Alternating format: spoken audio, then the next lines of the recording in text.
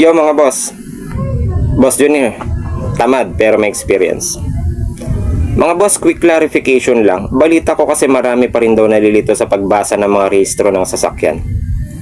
Tingnan yung mga rehistro nyo, di ba may nakasulat doon? Halimbawa yung sa akin, this payment is valid until March 2026 and due for renewal on March 8 to 15, 2026. Yung due for renewal on March 8, 2026 mga boss, weekly schedule nyo yun para mag-renew.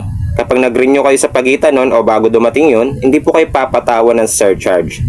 Yes, surcharge. Pero yung beyond that or after that, starting March 16 hanggang katapusan, mapapatawa na po kayo kapag doon kayo nag-renew.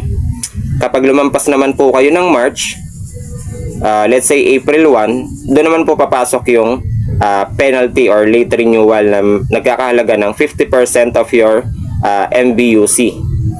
Pero kapag usapang validity mga boss, kapag hindi kayo nag-renew ng within your weekly schedule, let's say March 16, valid pa rin naman po yung mga sasakyan natin.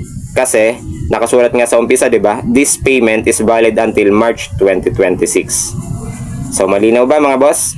Madali lang, 'di ba? Muli, Boss Jun, tamad pero may experience.